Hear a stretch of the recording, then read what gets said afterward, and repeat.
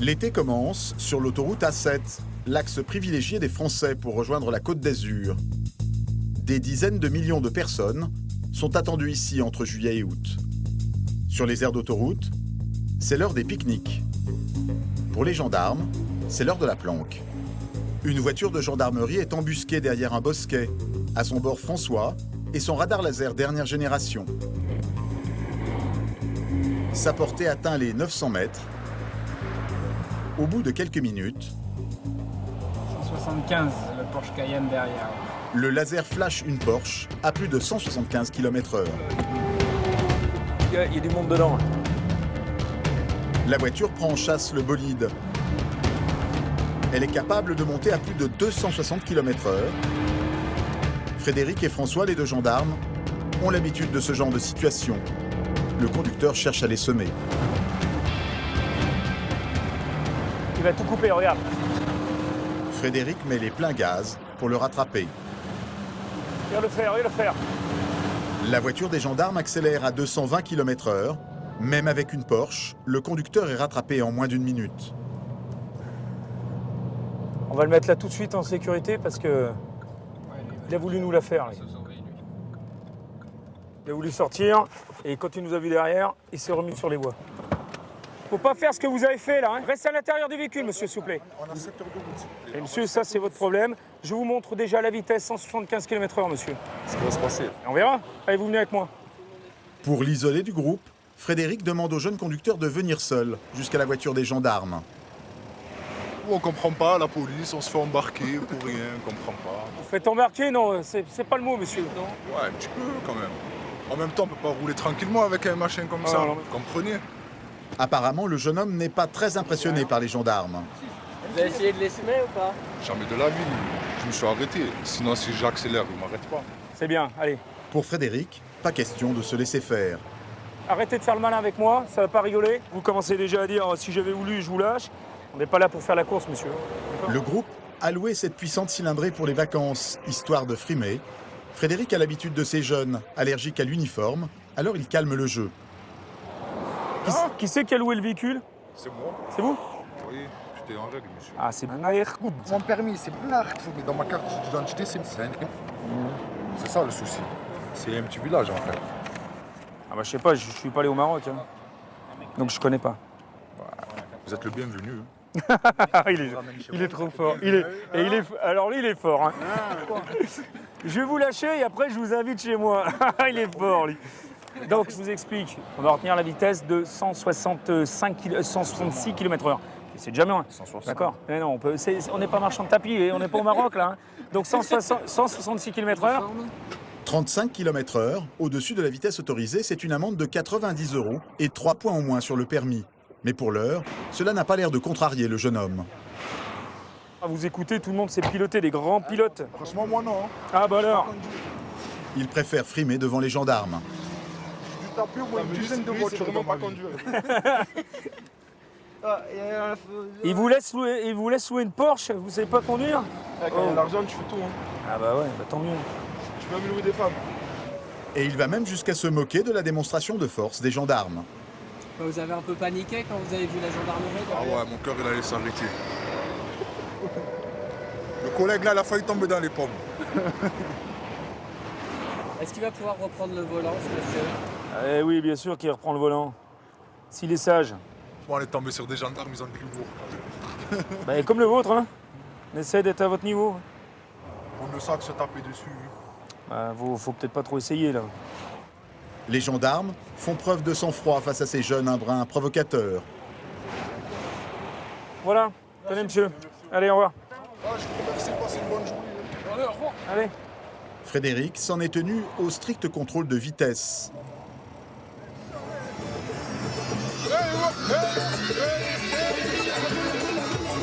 Il n'a pas le droit de fouiller le véhicule, même si les jeunes lui semblent suspects.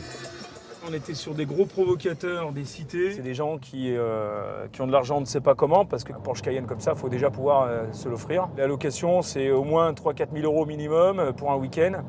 Et vis-à-vis voilà, de l'autorité, on ne veut pas perdre la face, il faut faire le costaud. Et c'est des situations où ça s'envenime. Pour des millions de Français, Les vacances commencent ici, sur l'autoroute.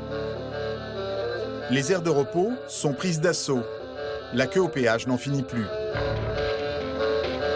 Pour les gendarmes, c'est le moment de sortir les gros moyens.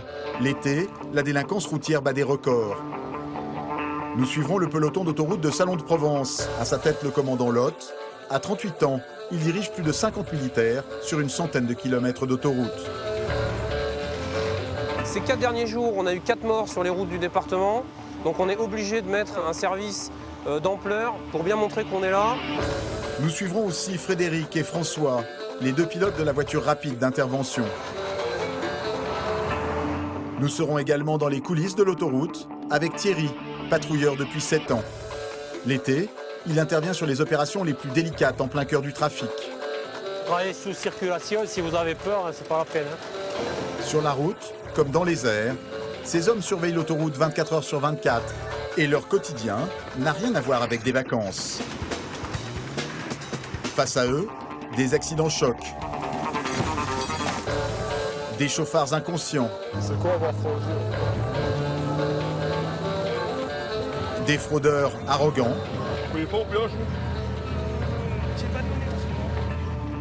des interventions dangereuses Il faut toujours regarder la circulation, jamais y tourner le dos.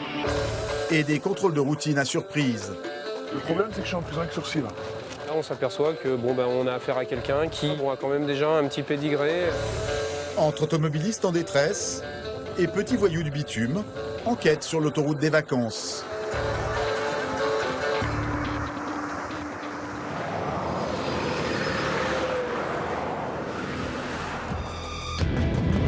Direction Marseille, près de l'aire de Cavaillon. Les gendarmes sont appelés sur un accident. Sur place, un embouteillage se forme déjà. L'état de la voiture ne laisse rien présager de bon. Les pompiers sont les premiers arrivés sur les lieux. Qu'est-ce qui s'est passé a priori Je sais pas du tout. Je ne connais pas les circonstances. Les 3 personnes qui étaient dans le véhicule, c'est celles qui sont dans l'ambulance. D'accord, ok. Voilà. Ils étaient 3 dedans. Ouais. D'accord. Bon, a priori, c'est une perte de contrôle ou quelque chose de genre. Un pneu qui a éclaté peut-être. Les pneus ont l'air en bon état. Donc, on va aller demander. Les passagers de la voiture sont entre les mains des pompiers. Impossible de les interroger pour l'instant. Mais un témoin a assisté à la scène.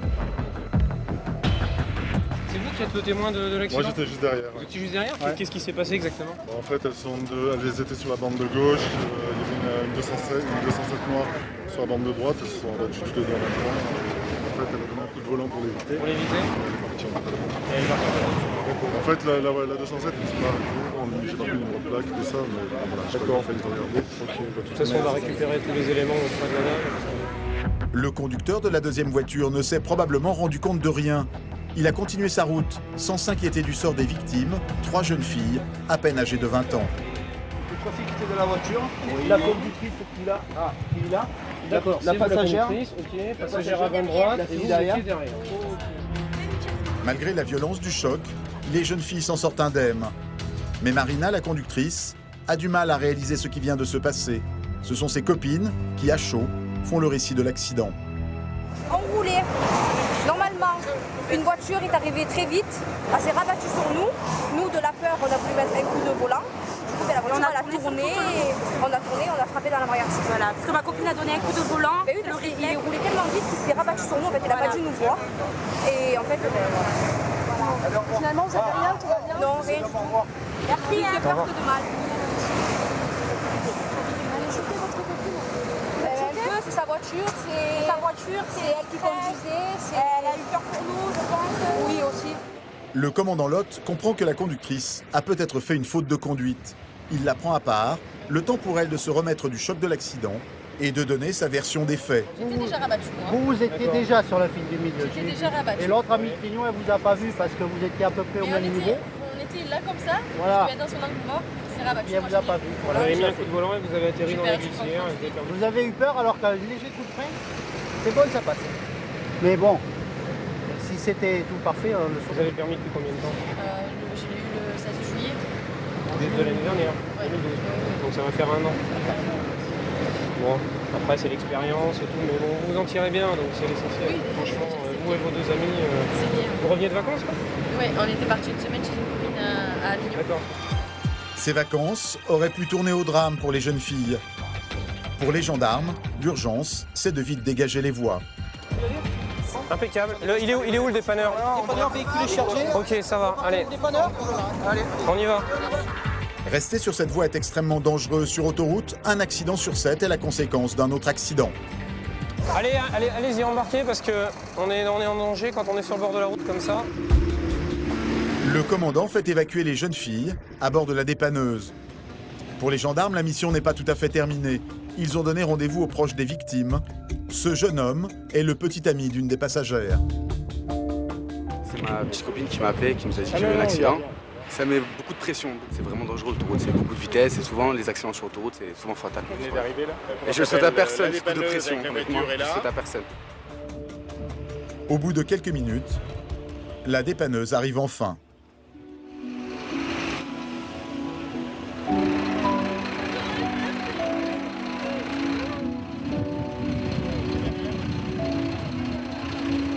Pour la mère de la jeune conductrice, c'est le soulagement. On a eu très peur parce que quand on a eu au téléphone, voilà, ça a été en pleurs, j'ai eu un accident. Après, bon, on est arrivé à comprendre qu'elle n'était pas blessée. La voiture, elle nous disait la voiture est morte, la voiture est morte. On a quand même peur. Bon, on vous souhaite une bonne soirée néanmoins. Remettez-vous bien de vos émotions. Et nous, on est contents quand ça se termine bien comme ça. Et c'est bien quand on peut intervenir rapidement pour éviter que derrière ça calme. Merci. Allez, bonne soirée, bon courage. Au revoir. Mission terminée pour les gendarmes. Ils ont ramené les victimes saines et sauves et le trafic est revenu à la normale. Le problème sur l'autoroute, c'est que le moindre incident dans le trafic peut avoir des conséquences dramatiques. Gérer les aléas de l'autoroute, c'est le travail de Thierry. Il est levé depuis 6 heures ce matin. Il est patrouilleur depuis 7 ans. Et comme chaque année, le moment des départs en vacances est pour lui la période la plus chargée. Sur la 9, aux abords de Montpellier, c'est l'heure des bouchons. Thierry a pour mission d'avertir ses collègues dès que le trafic est perturbé. Oui, je t'écoute. Ouais, pour info, en sens 2, tu as un ralentissement à partir du 99 500 jusqu'à Montpellier-Est. Ok, bien reçu. Thierry est en permanence relié au poste de contrôle de Narbonne, les yeux de l'autoroute. Sans caméra de surveillance, il détecte en moins de 10 secondes le moindre incident. Plus que jamais ce jour-là, les contrôleurs sont sur le qui-vive. Aujourd'hui, c'est une grosse journée, essentiellement au départ en vacances. Là, en ce moment, on a un trafic perturbé de 9 km. Ce bouchon, l'agent doit le signaler aux automobilistes dans les 3 minutes. J'ai averti les clients via un panneau à message variable qu'ils allaient rencontrer un ralentissement, voilà, pour les prévenir. Sur le panneau, le message s'affiche dans la seconde. L'été, Thierry parcourt 350 km par jour. Plus il y a de trafic, plus il y a de travail. Automobiliste en panne, pneus qui éclatent sous l'effet de la chaleur, objets en plastique sur la voie. Tout au long de la journée, Thierry enchaîne une vingtaine d'interventions. Et certaines sont à haut risque. À quelques mètres, ce morceau de pneu gêne la circulation. Oui, j'écoute. Ouais, 138 600 en sens 2 sur voie médiane, j'ai une bande de roulement, je vais aller la ramasser.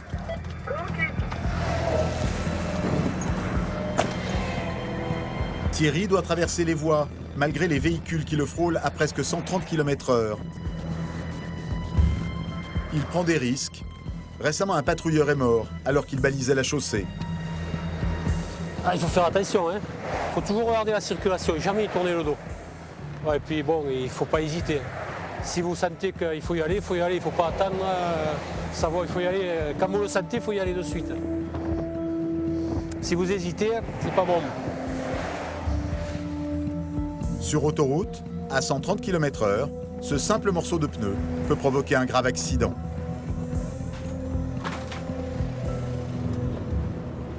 Direction le PC de sécurité.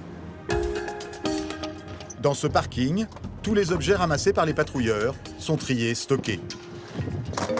L'été, les bennes sont pleines. Thierry ramasse presque une centaine d'objets par semaine, 3 fois plus qu'en temps normal. Et sur la route des vacances, on trouve parfois des choses insolites. Là, apparemment, il y en a un qui a perdu un canoë. Ça a dû être tombé, je pense, vu l'état, ça a dû être tombé par un usager. Hein. Alors ça, c'est des cônes de signalisation qui a été traîné, ramassé, traîné par un poids lourd. Et après ça, c'est des cônes qui sont foutus.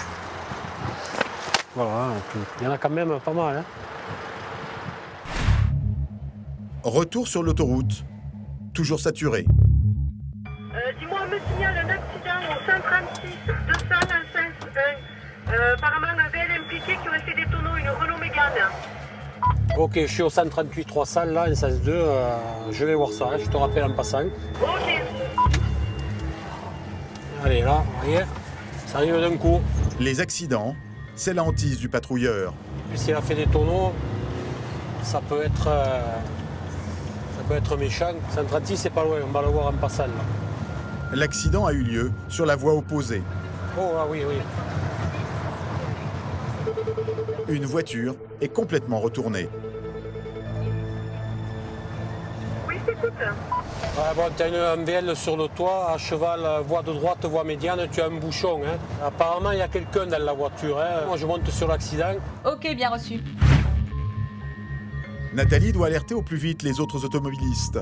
Surpris par la scène, ils peuvent percuter la voiture et provoquer un carambolage.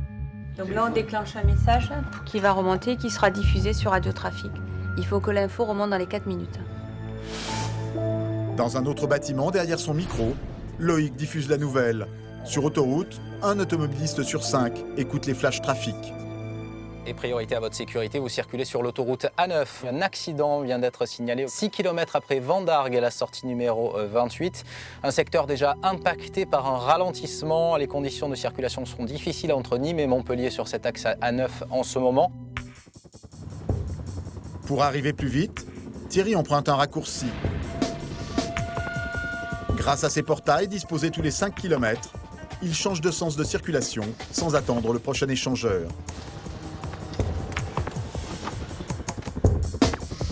Thierry remonte le bouchon. À la radio, un autre patrouilleur déjà sur place l'informe de la situation. La personne est au solaire, elle a été sortie du véhicule par les témoins. Quelques minutes plus tard, Thierry arrive à son tour. Ouais, je suis sur place, hein, donc je vais isoler droite et médiane. Hein.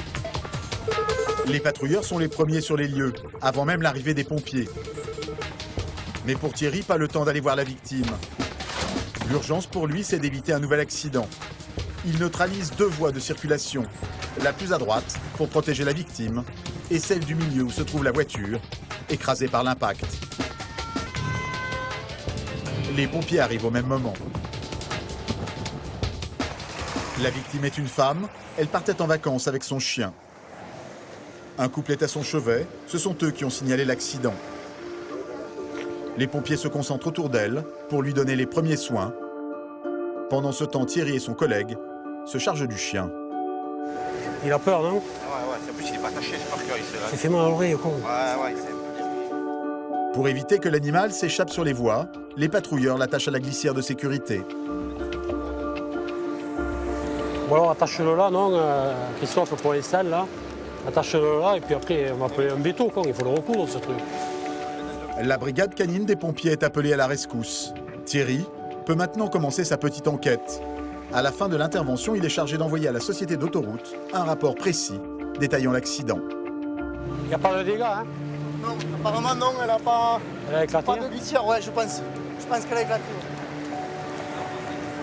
Apparemment, elle a éclaté.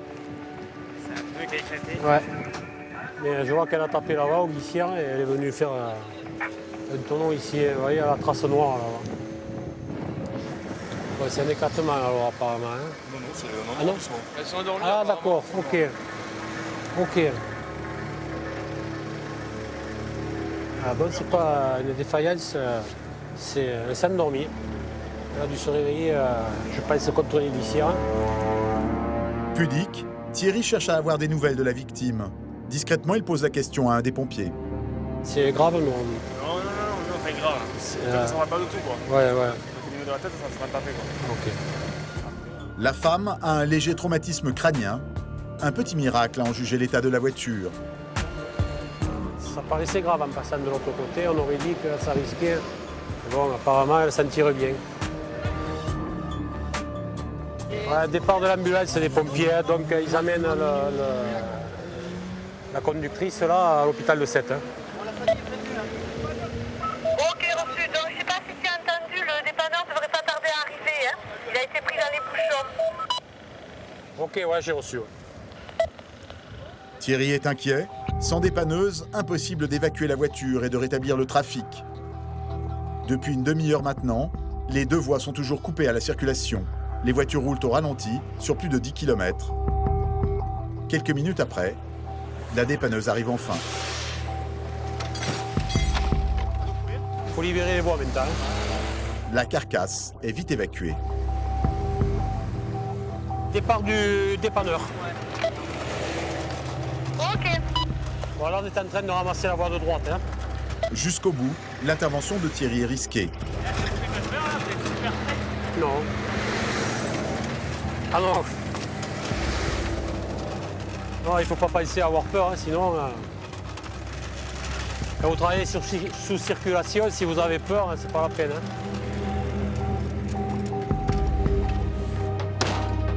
Oui, je t'écoute. Ouais, terminé pour l'accident, hein, au 135, tout le monde est reparti et les trois voies sont sous circulation. Le patrouilleur le sait, l'été, la somnolence est une des principales causes de mortalité. 31% des automobilistes manquent d'au moins 1 heure de sommeil lors des départs en vacances. Mais c'est encore la vitesse qui fait le plus de ravages. Chaque année, elle est responsable de plus de 1000 décès. Problème, les chauffards sont souvent des récidivistes. François, le gendarme, vient de repérer un contrevenant. Ferrari à 185 km/h. La vitesse ne lui fait pas peur. Comme lui, ils sont 170 gendarmes spécialisés en France à pouvoir conduire cette voiture ultra rapide. En quelques secondes, le chauffard est rattrapé. Les gendarmes font signe au conducteur de les suivre. À bord de la Ferrari, un couple. Présentez-moi le permis, s'il vous plaît, monsieur, et la carte grise. Vous n'avez pas le permis sur vous? D'accord. Il faudra nous le présenter, monsieur. Hein. D'accord, vous allez avoir une rétention de permis. On vous a contrôlé à 185 km/h. On va vous montrer là. Ah, ici. 185 pour 130. Pardon? Ah bah c'est d'autant plus dangereux. Là, on va aller se mettre en sécurité juste après le péage. Allez, suivez-nous, monsieur. Les gendarmes ont pris soin de récupérer sa carte grise pour éviter qu'il ne se sauve. Question de sécurité, surtout quand son permis est sur le point d'être retiré sur le champ. Oui, c'est François, à la mairie. Ce serait pour passer quelqu'un au SNPC. Grâce à la carte grise de la Ferrari, François essaye de retrouver la trace du permis du conducteur. Là, je le reprends encore en rétention. Et là, surprise. On a vérifié la validité de son permis de conduire. Il est à 0 point, mais il n'a pas reçu le courrier recommandé stipulant qu'il devait restituer son permis. Donc son permis est encore considéré comme valide, tant qu'il n'a pas reçu ce recommandé. Voilà. C'est-à-dire que potentiellement, déjà, c'était quelqu'un qui avait plus son permis. Déjà, potentiellement, dès qu'il recevait le papier, il n'avait plus de permis. Voilà. Donc, je crois qu'il ne va pas être très content, mais... François va annoncer la nouvelle au chauffard. Il y a un petit souci avec votre permis. Vous n'avez plus de points. Solde de points nul. Ça ne vous a pas été notifié encore, donc le permis il est encore valide. On est d'accord? Mais vous n'avez plus de points. Comment ça se fait, ça? Mais j'en ai aucune idée, je ne sais pas, vous me l'apprenez. L'homme n'a plus de points et plus le droit de rouler. Je vais vous expliquer comment ça va se passer. C'est un accro de la vitesse et il ne s'en cache pas. Vous aviez perdu le permis pour la vitesse? C'est encore avec cette voiture? Non, avec une 63 MG. Avec mon autre voiture. Une Mercedes en plus d'une Ferrari, l'homme collectionne les modèles sportifs et est en fait patron d'un garage de voitures de luxe. Pourquoi vous roulez si vite? Je roulais pas trop vite. Là. Avec cette voiture, c'est pas très vite. Vous alliez où? Je rentre chez moi, je viens de Cannes, je rentre chez moi à l'eau. J'ai plus de points alors. Vous n'avez plus de points. Pas de vol. Sans aucun point sur son permis de conduire, le conducteur risque très gros. En cas d'accident, son assurance ne le prendrait pas en charge. l'homme n'est pas prêt de regoûter au plaisir du volant de sa Ferrari. Vous prenez ça avec le sourire quand même?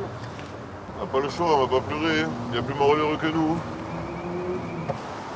Avant de pouvoir reconduire, l'homme devra repasser son permis, mais seulement au bout de 6 mois, minimum. D'ici là, pas le choix, c'est sa compagne qui jouera les chauffeurs. C'est bon, vous pouvez y aller. Au revoir, monsieur. Il a tout gagné, ce monsieur-là. Ben, tout gagné, non, il a plutôt tout perdu. Après, il donne plus l'impression de quelqu'un qui s'en moque, voire qui continuera à conduire sans permis. Ça n'a pas l'air de le déranger plus que ça. L'été sur les autoroutes du Midi, c'est le défilé des chauffards. Au volant, les plus gros amateurs de vitesse, ce sont surtout les jeunes, de 18 à 25 ans. Mathieu a 24 ans. Il est père d'un petit garçon d'1 an et demi. C'est aussi un mordu de vitesse.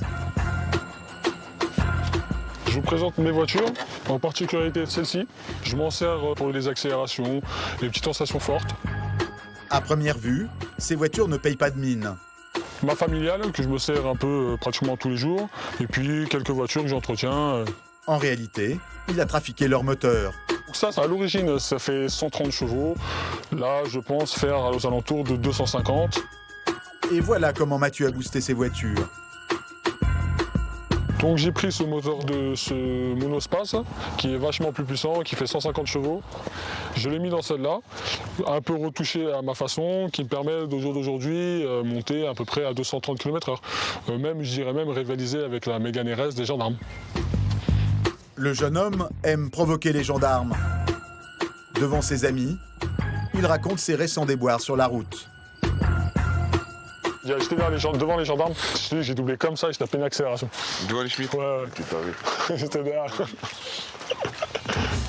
Quand il ne fait pas des petits boulots, Mathieu passe le plus clair de son temps dans son garage, à trafiquer pièce par pièce ses voitures dans un seul but. Ma passion, c'est de swapper les voitures. C'est-à-dire swapper? En fait, c'est de mettre de plus grosses cylindrées dans une voiture banale de tous les jours, quoi. Ça passe inaperçu, on arrive à côté de grosses cylindrées de style Porsche, BM, et puis au final, on peut que lui dire au revoir parce qu'il n'arrive pas à suivre. Le jeune homme a aussi trafiqué ses freins. Il pense les rendre plus efficaces. Malgré ses précautions, c'est illégal. En cas de contrôle, il risque la saisie, voire la destruction de sa voiture. Donc ça, c'est le freinage d'origine de cette voiture. Et donc c'est celui-là qu'on a apporté, qui est nettement plus gros et qui permet en fait un plus gros freinage assez violent par rapport à la puissance justement du moteur. Un peu plus loin, son ami Arnaud est encore plus radical. Il sacrifie carrément une pièce vitale à sa sécurité. J'ai pas d'airbag car je vais changer de volant. Je vais en prendre un volant plus sportif et j'en vois pas trop l'utilité en fait. L'airbag ça fouette le visage, ce qui paraît ça casse des nez et tout ça. J'ai pas l'impression de faire trop le fou en voiture, d'aller me prendre un mur ou aller dans le ravin bêtement quoi. Ça peut arriver, non? Ah ça peut arriver, c'est vrai. Ouais, je l'ai déjà fait mais j'étais bourré. Donc... Arnaud est un récidiviste du délit sur autoroute. Il s'est fait retirer son permis quelques mois plus tôt. Je serre les fesses quand je vois des flics. Avec leurs jumelles, ils peuvent nous avoir de loin. Je roule aux alentours de 180-200 km/h. Pour espérer échapper aux gendarmes, Mathieu et Arnaud comptent sur un gadget interdit. Ça capte la fréquence des radars. Mobile, fixe, tout. Les deux jeunes gens le savent, ce détecteur de radar est illégal. En cas de contrôle, ils risquent une amende de 1 500 € et un retrait de 2 points sur leur permis de conduire. C'est une prise de risque, mais maintenant que l'appareil est installé, on est prêt à partir. En France, seuls les avertisseurs de radar sont tolérés, car ils ne font qu'alerter les conducteurs de l'approche d'une zone de radar. Les détecteurs, eux, signalent leur emplacement exact. Voilà pourquoi ils sont interdits. Donc là, on va s'engager sur l'autoroute. Ils décident de faire un tour, à peine engagés sur une 2 voies. Mathieu pousse le moteur de sa vieille voiture. 160. 180. 200. Nous, on préfère faire des excès de vitesse sur autoroute. Je pense que ça risque moins. de rouler en centre-ville. Mais en ville, c'est pas possible d'atteindre une vitesse pareille. Et les distances sont trop courtes, on n'a pas le temps de pouvoir aller à plus de 200 comme on veut. Dans un tel véhicule, aucune assurance n'est valable et l'accident serait fatal. En roulant normalement à 130 km/h, la violence d'un choc équivaut déjà à une chute du 22e étage. Totalement inconscient des risques qu'il fait courir aux usagers de l'autoroute, le conducteur slalom entre les voitures à plus de 190 km/h.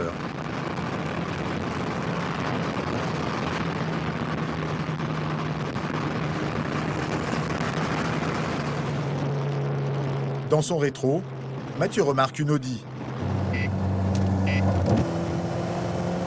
Il accélère. Il cherche à provoquer le conducteur de cette grosse cylindrée. L'Audi n'arrive pas à suivre. Quand je vois une grosse cylindrée comme ça, je peux m'amuser un peu à les titiller.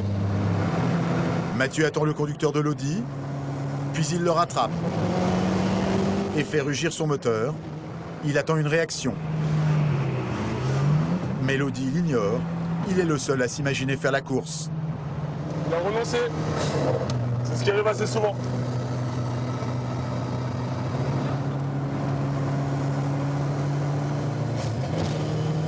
Soudain, le détecteur signale un radar. Apparemment, il détecterait quelque chose. La dernière fois que j'ai vu la gendarmerie, elle était là. Je sais qu'ils sont souvent dans ce coin. C'est comme au poker, on joue, donc si un jour on se fait arrêter, on assumera tout simplement, mais pour l'instant, on peut se permettre.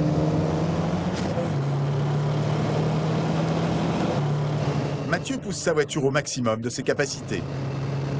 Je vais essayer de bloquer le compteur. 200, 210. La GTI tremble. 220. La vitesse ne fait pas bon ménage avec une aussi vieille voiture. 225. 230. 230 km/h sur autoroute. Il est en très grand excès de vitesse. Il risque jusqu'à 3 ans de suspension du permis de conduire. Je suis inconscient de ce que je fais, mais je suis conscient de ce que je fais. Ce que je veux dire, c'est que je suis inconscient de le faire, mais je suis conscient que c'est inconscient de le faire. À grande vitesse, le conducteur perd toute notion du danger. C'est chaud. Les deux jeunes croisent un ami. Une conversation s'improvise à plein gaz sur l'autoroute. On rentre ce soir.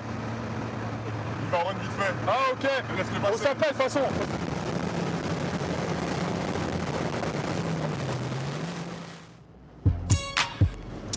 Ce soir-là, comme chaque vendredi, Mathieu et Arnaud ont un rendez-vous un peu particulier. Ils vont participer à un run, une course de voitures sauvage entre jeunes de la région.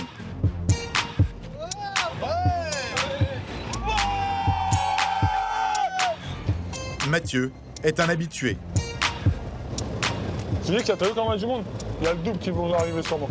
Je vais épater un peu de monde.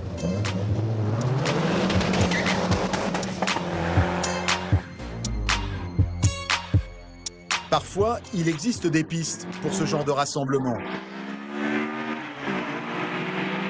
Particularité de celui de ce soir,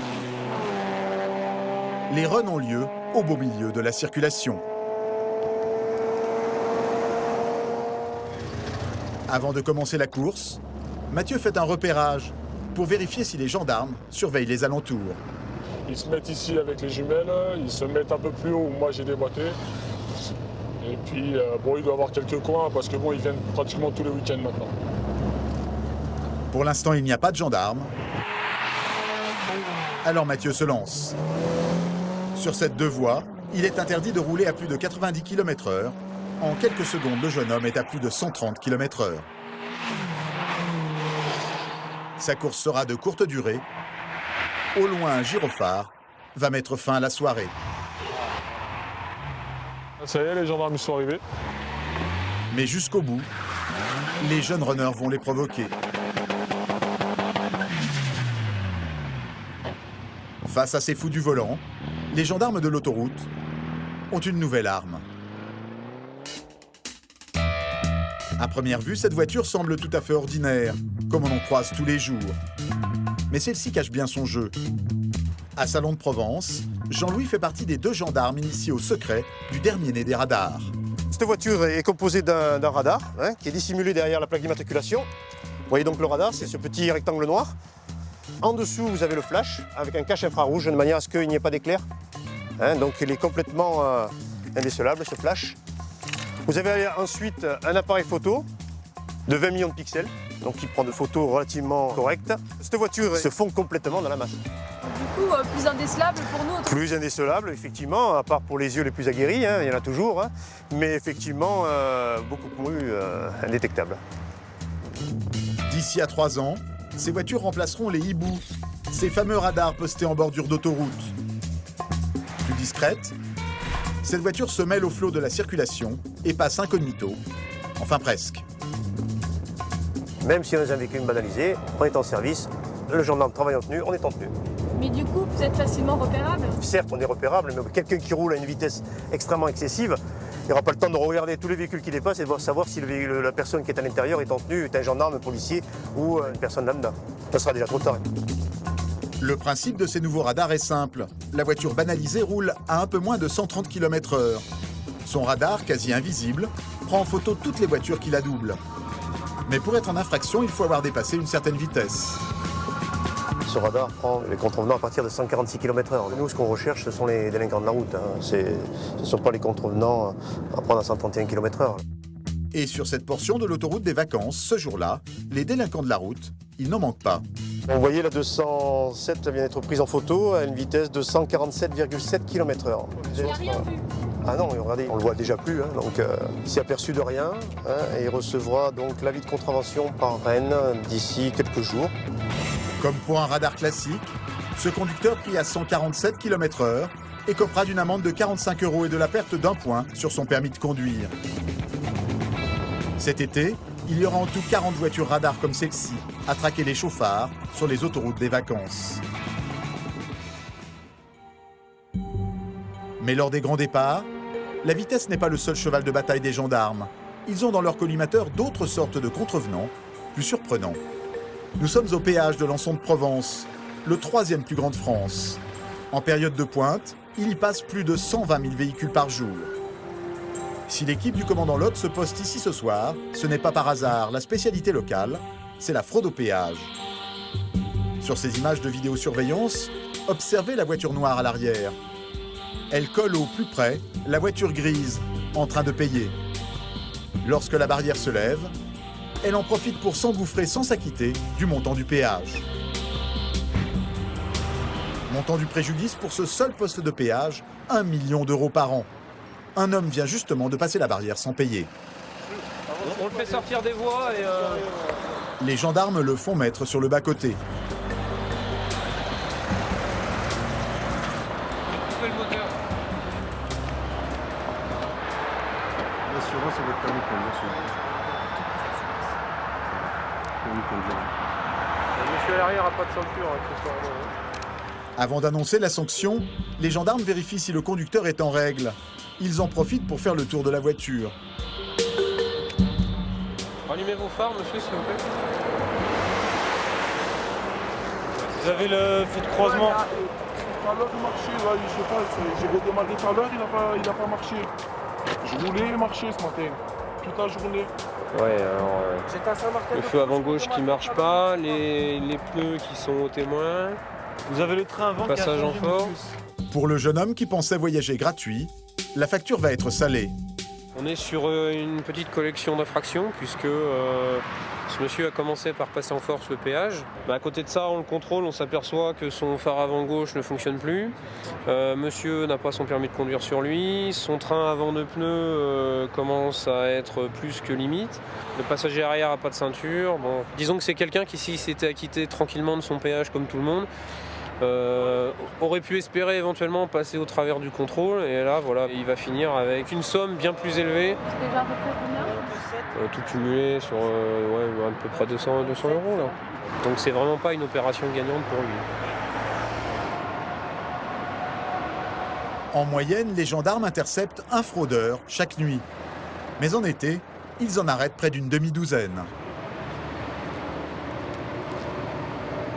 Il y a un intérêt pour les gens qui viennent de très loin et qui du coup peuvent économiser des sommes significatives. Depuis Paris, ça peut représenter une économie entre guillemets d'une bonne cinquantaine d'euros. Donc il y a des gens pour qui c'est une pratique, je dirais, habituelle. C'est un peu comme la fraude du métro, mais dans un registre un peu différent. Le jeune resquilleur venait de Marseille, à seulement une demi-heure de Lançon. Pour ce trajet, il aurait dû débourser 2 €. Mais même pour une aussi petite somme, il a une excuse toute prête. Ah, franchement, c'est la crise, madame. 2 €, je me retrouve à combien? À 200 €. Ça rajoute un 0. Ah, je sais pas.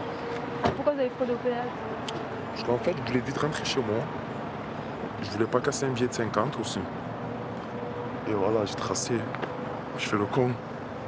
Mais bon, par contre, je sais pas, tout ça de gendarme, tout ça de moto, j'ai rien vu.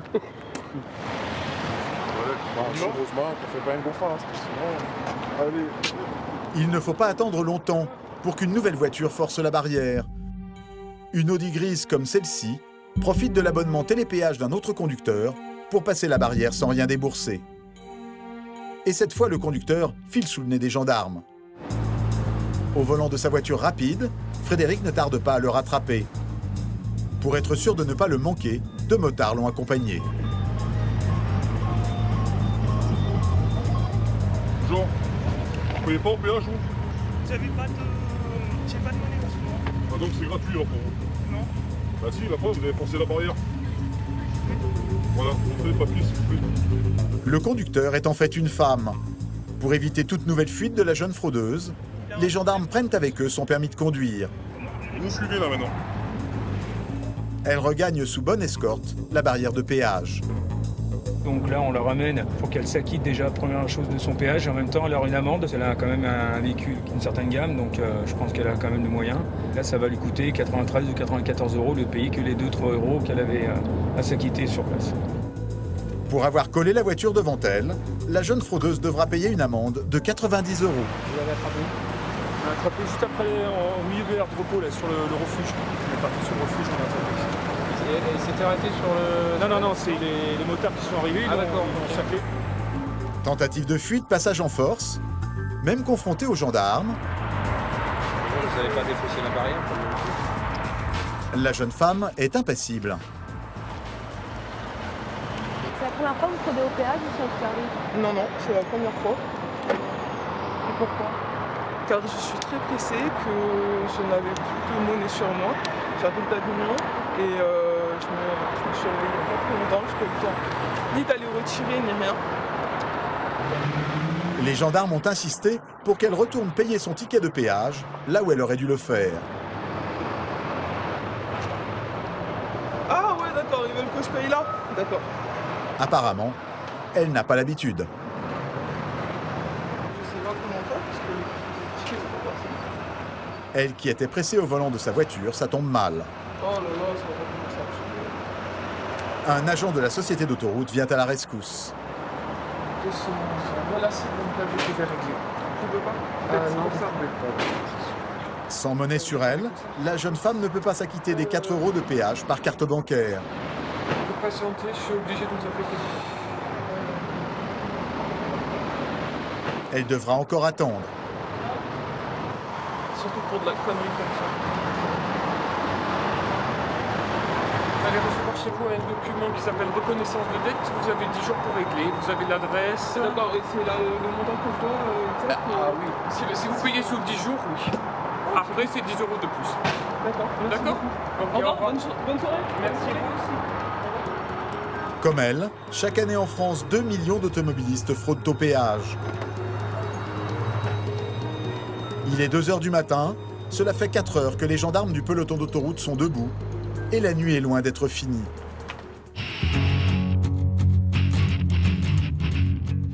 Allez, on se met tous en place, tout le monde le gilet pare-balles, gilet jaune et le sifflet. Postés à une sortie de l'autoroute, les gendarmes vont contrôler ce rond-point. L'été, c'est un des meilleurs spots pour coincer les fêtards un peu trop alcoolisés. Ils arrêtent sur leur passage tous les conducteurs pour les faire souffler dans l'éthylotest. Quand soudain, une voiture au loin hésite à avancer vers le contrôle. On retourne, allez. Pour le commandant Lot, c'est louche. Il veut en avoir le cœur net. Allez, vite, vite, vite, vite, vite.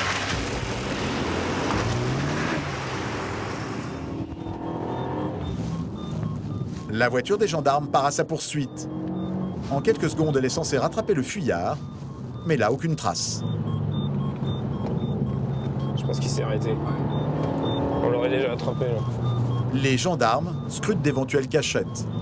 Est-ce qu'il est rentré là? Non, je pense pas. C'est une petite route qu'on n'a pas forcément la possibilité de tenir.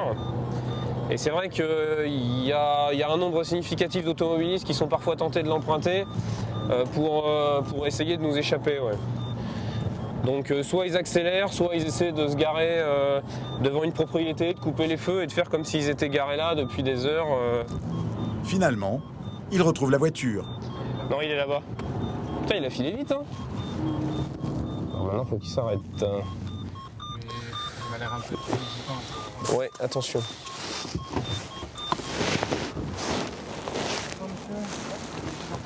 S'il vous plaît. Vous allez consommer de l'alcool? Non, tout à l'heure, tout dans la forêt. Oui. Allez-y, bah, soufflez dans l'appareil, vous chercherez votre assurance après.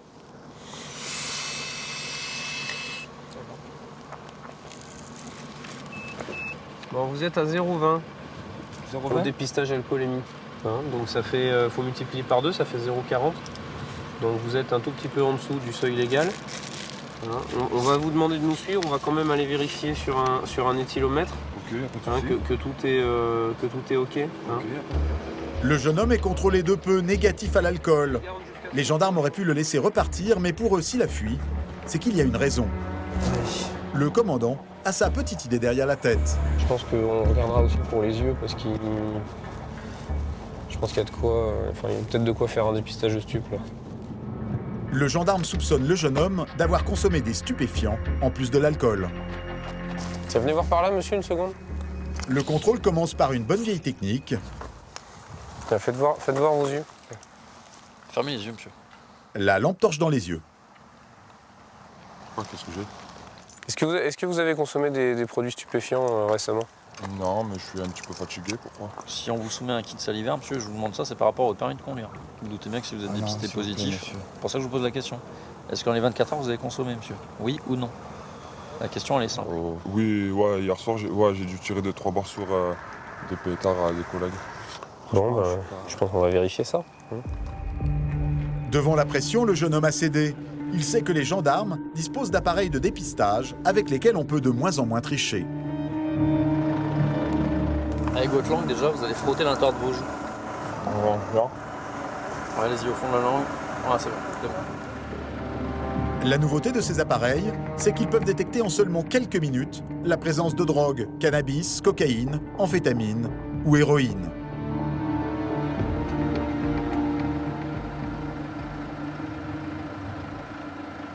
Nous, le nombre de nos contrôles, il ne va pas cesser d'augmenter avec le temps parce que ces petits appareils, on en a de plus en plus.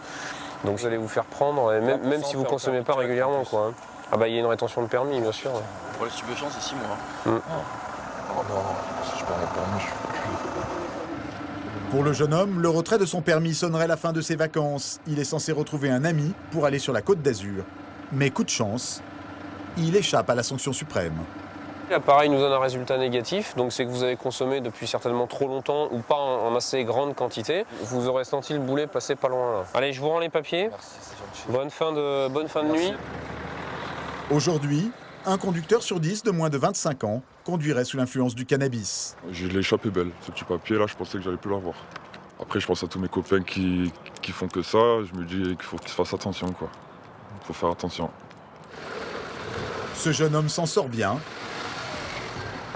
Un autre aura moins de chance quelques heures plus tard. À 6 h du matin, sur la route des vacances, les gendarmes font parfois des rencontres surprenantes. Ça coûte rien de vérifier parce que même à cette heure-là, on a des surprises. Hein. De retour de boîte de nuit, ce jeune Marseillais avoue tout de suite aux gendarmes avoir bu de l'alcool. À quelle heure vous avez consommé votre dernier verre? Vers le 22 h. Ouais. Qu'est-ce que vous avez bu? La rémunération de la barque à 3 osés. 3 osés. Si vous avez vraiment bu uniquement 3 verres de rosé et que le dernier verre vous l'avez bu à 22 h, il est quand même 6 h du matin, on peut supposer qu'avec un peu de chance, l'éthylomètre sera négatif. Le commandant veut vérifier les dires du jeune homme. A priori, un banal contrôle de routine. Alors vous avez commencé à souffler? Allez. Mais ça commence mal. Allez-y. Le jeune homme tente de retenir son souffle. Non, il va couper. On va recommencer. Allez-y. Deuxième essai. Encore, c'est bientôt fini. Encore. C'est bon. Et en quelques secondes, verdict. Ah oui. 0,46. C'est-à-dire qu'il faut multiplier par 2. Donc là, vous êtes quasiment à 1 gramme. 1 gramme d'alcool, la version des 3 verres de rosé tombe à l'eau. Et vous avez vraiment bu que du rosé? Je suis conscient, monsieur, je vous l'ai dit, honnêtement, je ne serais pas autant. L'appareil, en tout cas, lui, il fonctionne, ça c'est sûr. Donc, ou alors quelqu'un a mis des trucs dans votre verre, et vous l'a pas dit. 1 gramme d'alcool, c'est 6 points au moins et une suspension de permis. Alors le jeune conducteur tente de négocier avec les gendarmes. Je ne vais pas s'arranger, monsieur, honnêtement. Non. Je vous explique, je suis en attente de suspension. Même d'annulation. Surprise, le permis du jeune homme est en passe de sauter. C'est en fait un habitué des contrôles de gendarmerie. Il y a quelques mois, il s'est déjà fait arrêter au volant de sa voiture avec de l'alcool dans le sang. Vous avez eu combien au contrôle? 0,27. Ah non, mais ça c'est une contravention. Ouais, mais avec des lits de fuite. Ah. Voilà, je me suis pas arrêté, j'ai voulu jouer avec le feu. Et ben, ils m'ont rattrapé. Et voilà, j'ai pris 8 points, j'ai pris 1 300 € d'amende. Avec ce nouveau contrôle, plus de doute, le jeune Marseillais n'est pas prêt de reprendre le volant. Permis. Oui, parce que c'est un délit. Là, ça veut dire comment ça va. Je vais vous expliquer. En gros, j'ai plus de permis, quoi. Ah, je suis dégoûté, monsieur, je suis dégoûté. Je vous l'ai dit. Donc moi, j'enverrai un fax au parquet. Donc là, je passe au tribunal, là? Oui. Ah ouais? Et là, nouvelle surprise. Le problème, c'est que je suis en prison avec sursis, là. En prison avec sursis pour rien à voir, pour une bagarre qui a mal tourné.